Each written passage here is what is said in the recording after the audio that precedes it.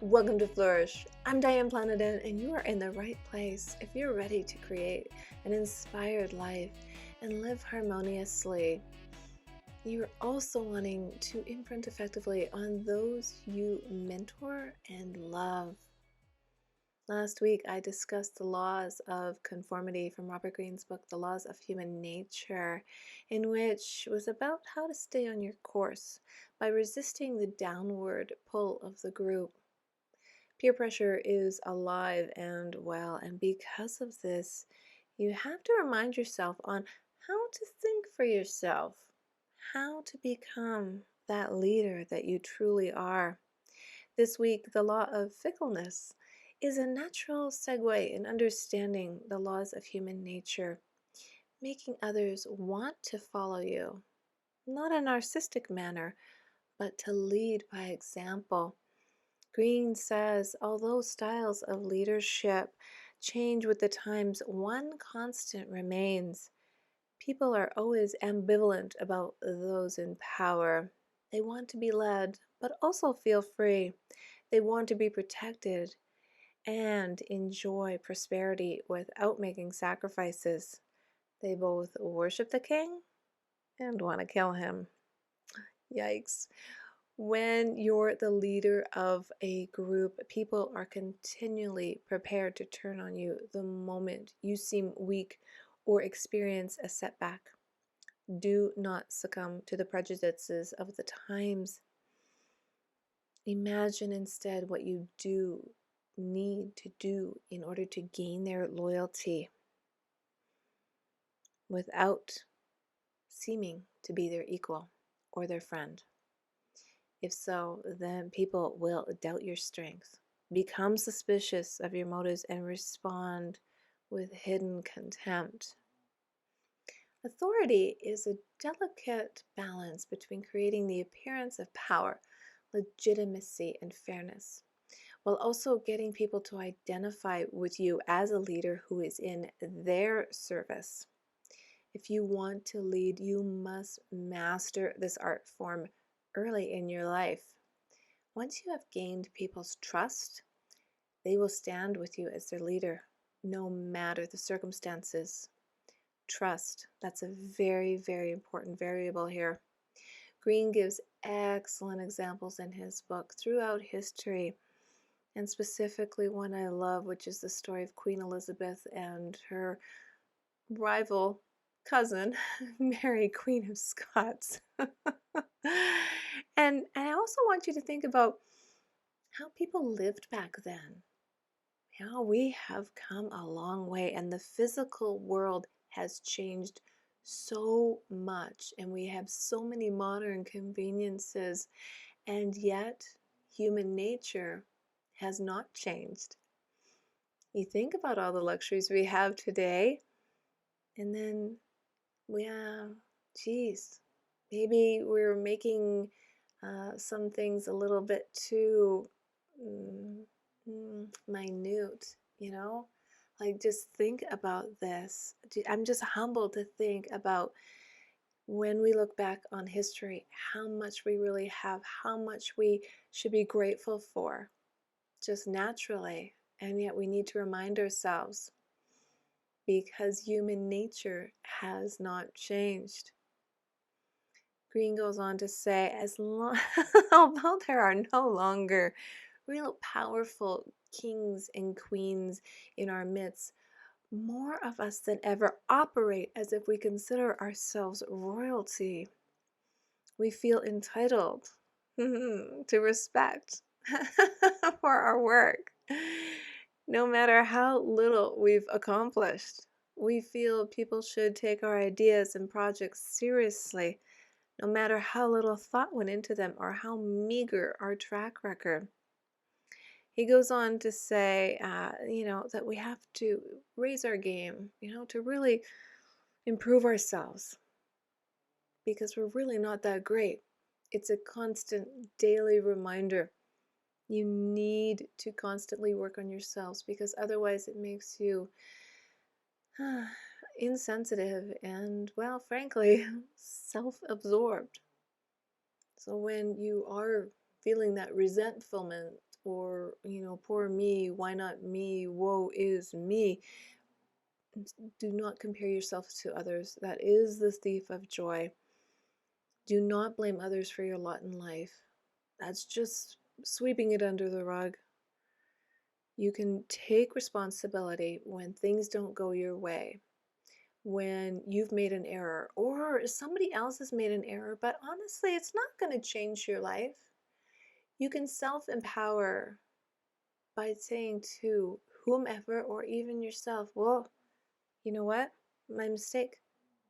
Those 2 words, oh, life changer. Life changer. 2 simple words, because then you take ownership. You become the leader. You become the bigger person. You become what you want others to see in you.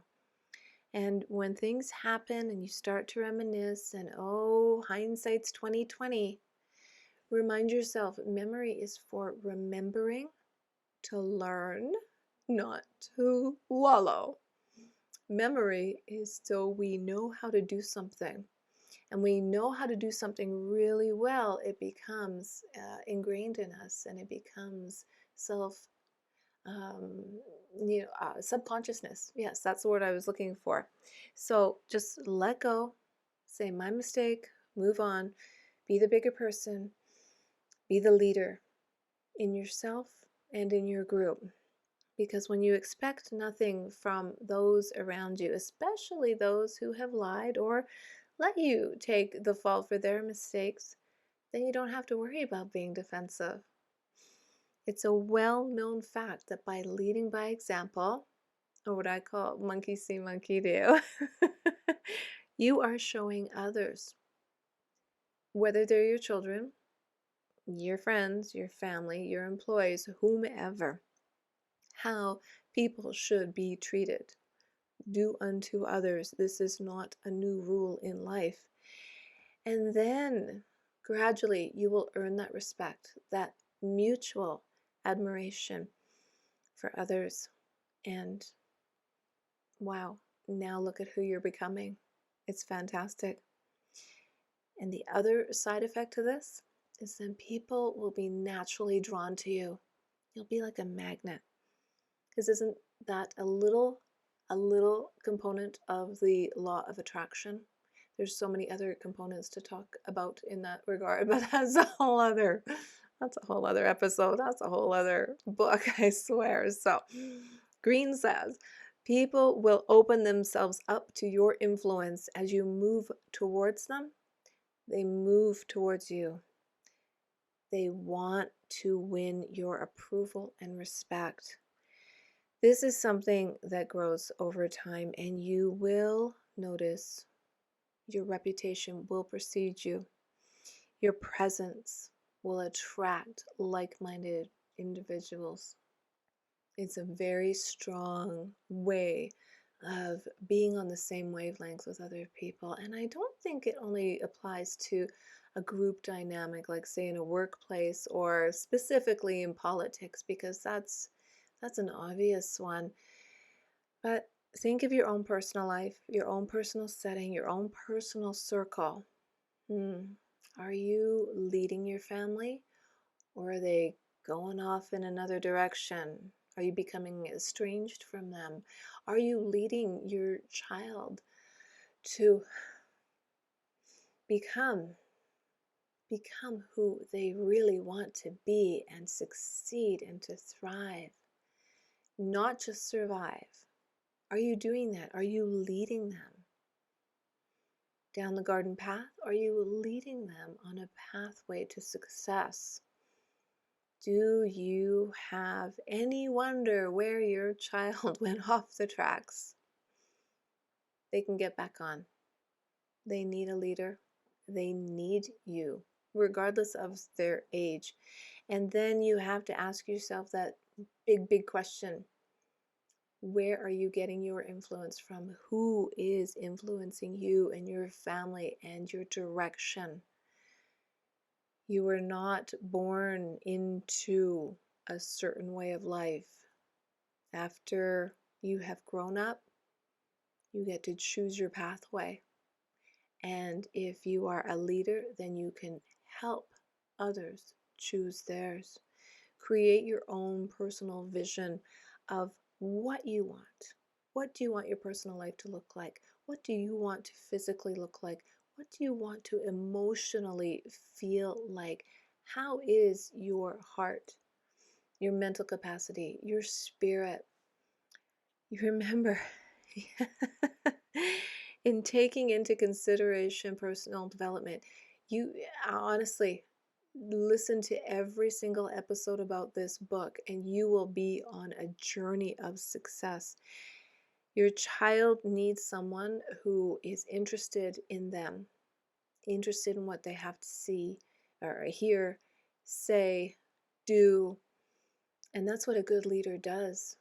They digest, they empathize, they take it all into consideration, and then you can change the trajectory.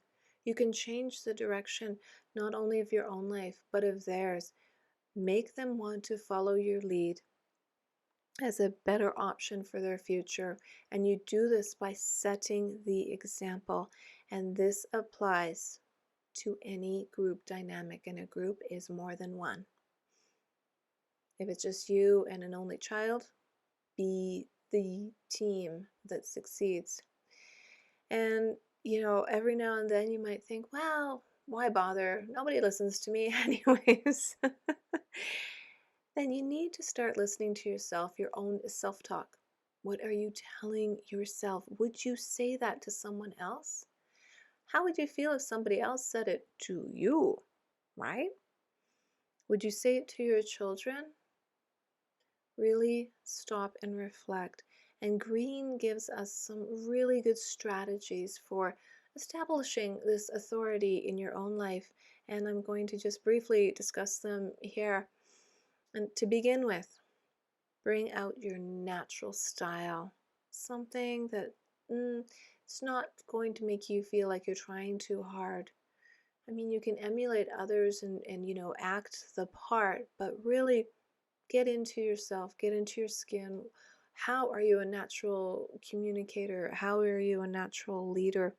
Are you a visual person? Do you like to see the big picture? Are you a creative type? Do you like to read? Do you like to research? Whatever system works for you and your personality, use that, because it'll come across as being a truly genuine person. Next, you have to focus on others. Listen to them. Ask questions. And hopefully in person, because there's so many little nuances you miss in this virtual discussions these days. Body language, eyes, everything tells you just a little bit. Even an eyebrow being raised, it sends a little message. So it's easier in person to really focus on what's driving the other person, because the goal here is to want them to follow you for the good of their development and yours, not to manipulate them. Be genuine, be interested, and stay committed to the results.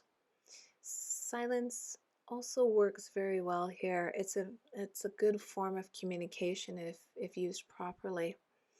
People are like hinging, waiting to hear what you have to say. I really like that one.